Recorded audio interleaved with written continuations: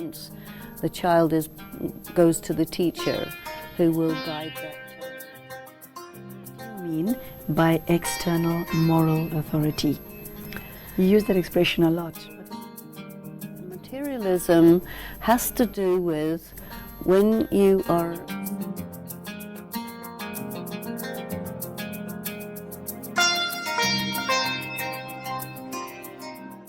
Hello everyone, welcome back to the course in Values and Spirituality.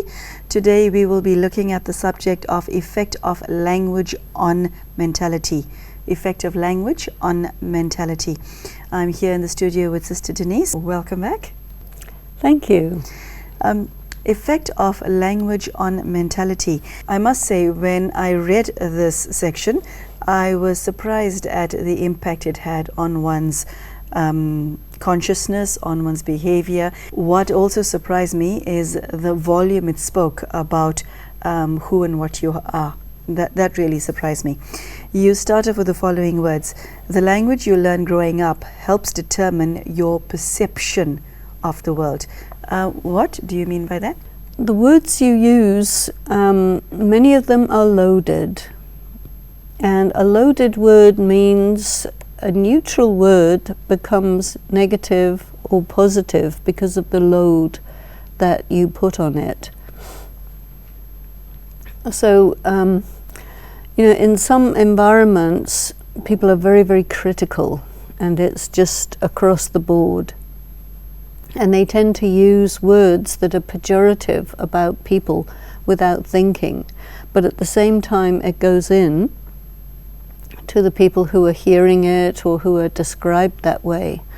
And it's not only a matter of the words you use, but also, some people, they're all the time shouting, and they use high decibel language as well as being critical. And it takes you away from your natural peace and your natural qualities of love and respect and regard, which means that as you grow up, you just think insult is the right way to do things. If you're not insulting somebody, it means you're weak. And in that way, you start to perceive the world through that lens, with that bias, and it changes your mentality. You go on to say, until you examine your use of language, you cannot take responsibility for your thinking processes, and you remain unaware of the extent to which they limit you. How does words limit you? It's not just only words, but it's really the thinking processes and the type of language that you use. If you are in an environment where people make sure that they use words according to the meaning of those words, there's clarity. But a lot of people use words differently from their accepted meaning, and then it becomes unclear what it means. So you gather the meaning from the emotion and the energy with which it's expressed, and then you start to operate not on the basis of what a word means, but on what it does to you emotionally. One of the things I did when teaching this course was to insist that everyone comes with a dictionary. And then when I'm facilitating a group and someone uses a word and I realize that they don't know what that word means, or they are using it to mean something other than its dictionary meaning, I'll say, let's just take a look at the dictionary and see if we know what we're talking about here. And I think this is an important part of the education process, and that's not really to do with values unless you say it is a value to use a word according to its meaning. I mean, we're doing this course in English, but many of the people who are studying this, English is their second language. Mm-hmm. And you do get also situations where people use their native language at home and they use English in the school or in the professional or business arena, and then it means that things to do with the life at home and also your religious life are packaged in a different set of values. And very often you find that the archaic social values correspond with the native language, which correspond with the impact of the social attitudes and the religious approach to life, so that you may have a very patriarchal set of values for your home life, and then when it comes to your work life, you operate with a different set of values that you express in a different language, and you have compartmentalized your mind, and without realizing that you're operating in a manner that is double standards. As I hear you speak, I cannot help but note that across the globe, whether young or old, the use of profanity has become quite commonplace. And people use this manner of speech, irrespective of whether they're professional or not, at home and at work and in a social setting, and it has become normal. What does the use of profanity say about human beings? I'm asking that question in light of what you said here. Your choice of words and your style of verbal communication reveal your attitude and feelings towards others and about yourself. I've seen people use profanities not because they're swearing at somebody or because they're angry at somebody, but it has become part of who they are and how they speak. Well, that is quite a big issue, because even though you're not aware that you're using insulting language for anything and everything, but the impact of that insulting language is going into your subconscious, and it is affecting what happens to you, what comes back to you. And if you are in an environment where everybody is swearing at everybody and you don't do it, you sort of stand out as odd or different. So there's definitely a lot of peer pressure to conform. But I noticed one thing. When I started to engage actively in spiritual practice, it changes the vibration of yourself. And I also noticed that not only was I very clearly not using profanities, but I noticed that around me it caused people to stop doing it, which means that if everybody's using profanities, they're all operating, you could say, on a lower vibration, which makes you more what we call body conscious, more inclined to negativity, more emotionally reactive, and so on and so on.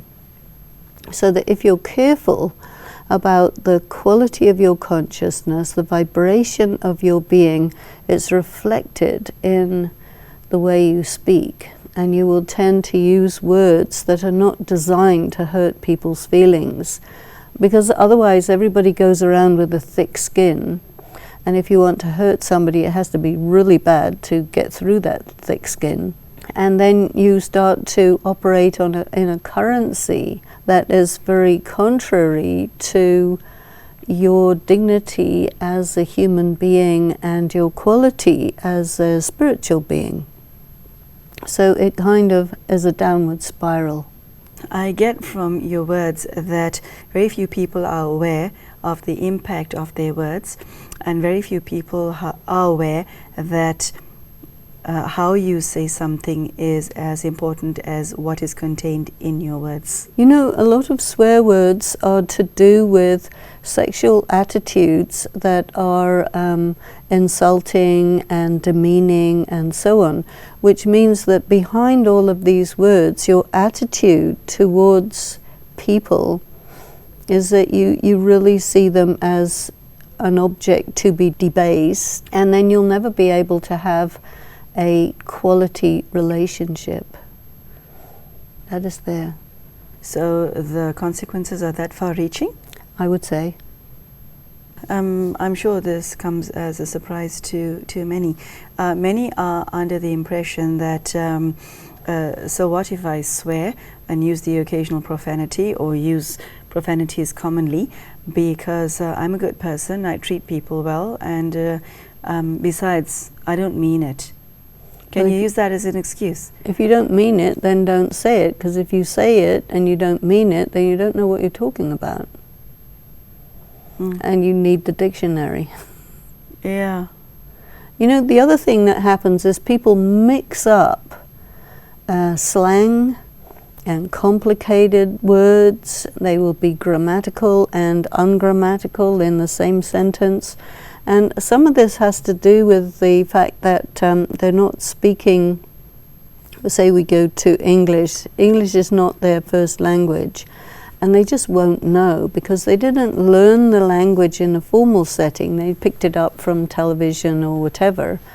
And they have no idea about the nuances of different ways of expressing yourself. And so they may be intending to express something, but it comes across as very different to someone who actually knows the words that they are using.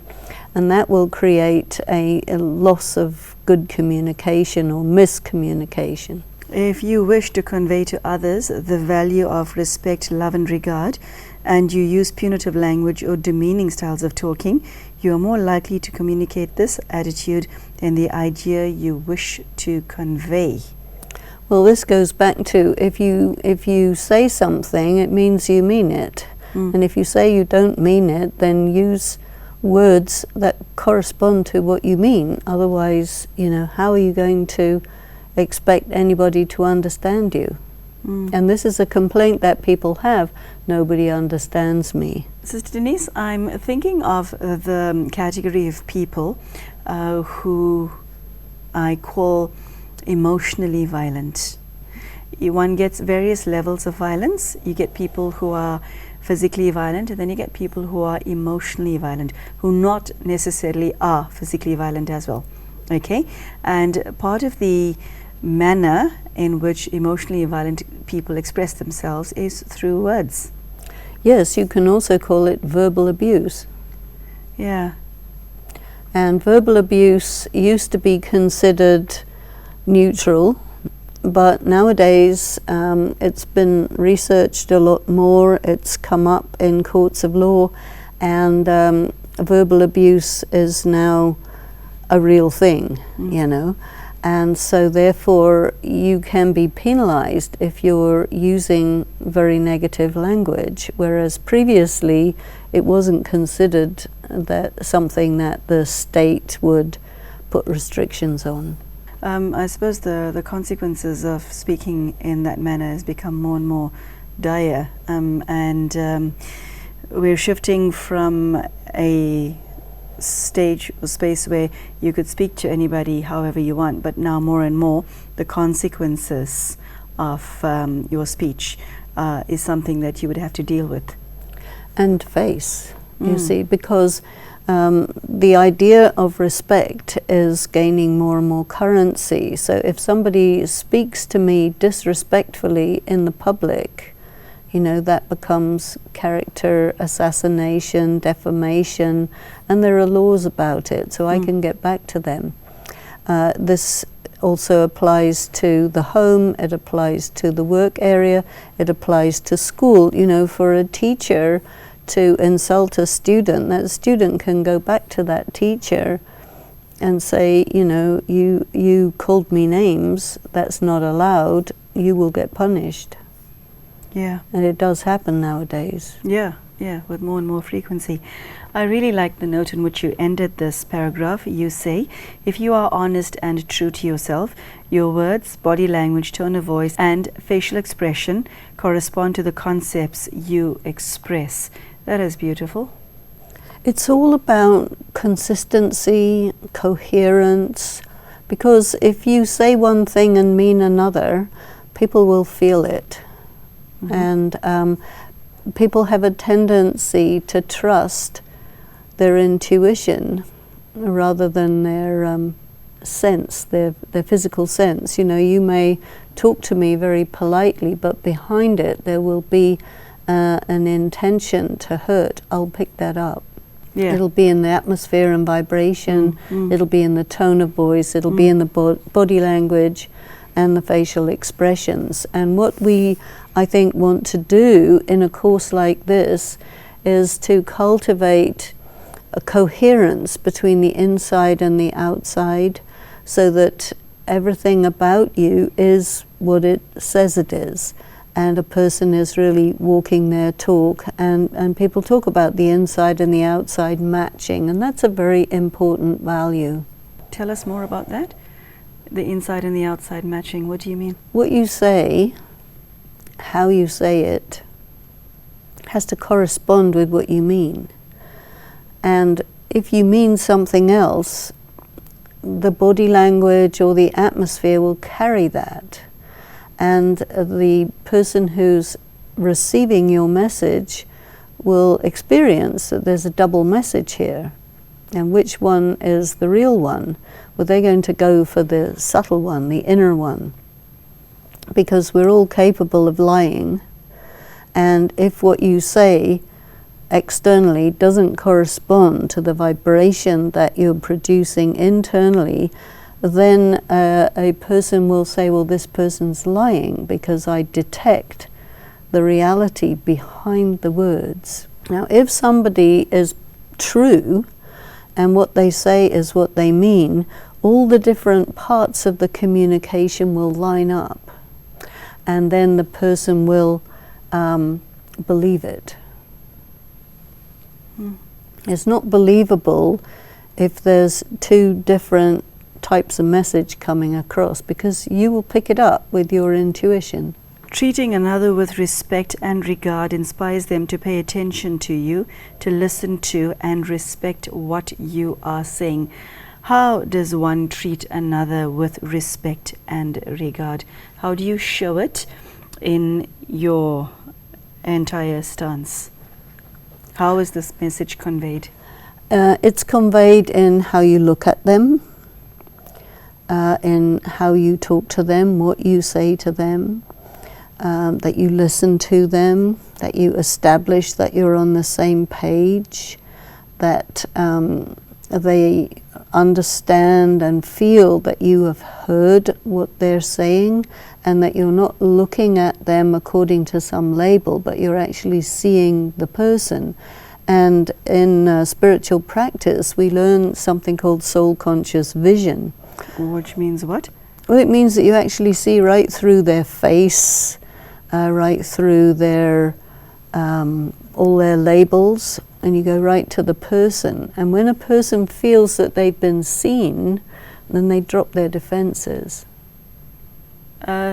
It's quite a universal need, isn't it, to be seen and to be heard?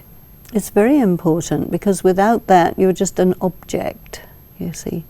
You don't listen to an object. You know, there's talking at somebody and talking with somebody. It's very different. When you mention language, part and parcel of communication also involves listening, doesn't it? Of course. So listening also tells you the way you listen, and whether or not you listen also says to the other person how you feel about them, whether you respect them or not. You know, if you don't listen to a person, it's as if they're not there. And again, it's a kind of objectification of the person. You don't give them the time of day to hear what they have to say. That's already insulting. And so respect is where you're really seeing another person as who they are. Respect also has this meaning of look back. What do you mean by that? If you're being respectful, you're also looking back on the whole scene. When you're a sort of detached observer and you're operating according to your values, you'll be very aware of what you're doing and the impact of what you're doing and the impact of it on the other person and the impact of how they speak to you. Because it's not always that one person is respectful and the other one is automatically respectful. No. A lot of the time one person is disrespectful, which would trigger a disrespectful reaction in the other. But if the other one maintains their position and their policy of continuing to be respectful, that actually causes the situation to calm down and the currency of respect to be established. You know, because otherwise one person insults and that justifies a response or a reaction which is to give as good as you get plus a bit more, and people very easily escalate negative communication. If you have a scenario where one person is calm and collected and respectful, and the person with whom they're conversing is emotionally violent, verbally violent, using profanities and being wretched in their behavior, tell us how the speaker can maintain the status quo. How do you prevent yourself from getting sucked into the negativity? Well, the first thing is the respect has to be for the self. You know, if you've been respectful to someone and they respond disrespectfully, then it's not suitable to carry on respecting them. What you have to do is respect yourself. And when you're respecting yourself, you're creating a different vibration so that the other person is on the other side of an invisible shield. And you're going into your own power, into your own respect. You may take a step back, and certainly you be in a different sphere from them, and it's no longer a communication. Then you become an observer, and you might decide to wait till they're finished, or a good moment comes where in the non-conversation you say, well, that's very nice, have a nice day, see you later, and go, you know. Because there's no point in engaging at that level, you see. So for that, respect for yourself is key. Sister Denise, please tell me how feelings come into play here. Because your language is also connected to your feelings, isn't it? If you have a lot of anger and rage, suppressed or not, inside, when you articulate your words, the feelings will be expressed in your use of words. This is why the other person has to be independent and really come back into their own personal sphere of being, so that they don't get sucked in. And there's nothing that says you have to, you see, because when you get sucked in, you'll invariably say something that the other one will consider to be justification to increase the negativity. I would now like to know how somebody who has a history of using profanities sees you on his computer screen, becomes deeply inspired to change, and wants to improve the quality of his life, including his use of language. Where do you begin to make the shift? Because it's a question of unlearning. Do you remember on another program we talked about one of the powers, which I gave to you in the Indian language, Hindi language, Mahsusta ki Shakti, the power to feel. When a person practices meditation, this power to feel starts to intensify, and you will notice the dissonant vibration that occurs when you revert to your ordinary profane speaking, and you will have to decide what you want to choose. Do you want to be that way, or do you want to be something that corresponds more with your spiritual practice? And if you're going to do a spiritual practice, then anyway it's going to sensitize you towards the harmonious, the respectful, the recognition of the value of another human being and of your own self. Thank you, Sister Denise. That was quite something. It's been half an hour that Sister Denise and I have been having this conversation on the effect of language on one's mentality. Sister Denise has, in a matter of 10 or so lines, conveyed the importance of paying attention to one's language, choosing your words carefully. And I really like the note in which she ended today's talk, that between conversations and between tasks, to come back to your spiritual identity and give that energy, connect with your spiritual identity and take power from that, and let that be infused in your words. A very profound message indeed. Thank you, Sister Denise. Thank you. So there you go, something to take forward with you in your daily life, and I do hope that your language skills, not just what you say but how you say it, reveals the truth about who you are, and that is that you are a child of the divine. Do take care, and thank you for joining us today. Goodbye.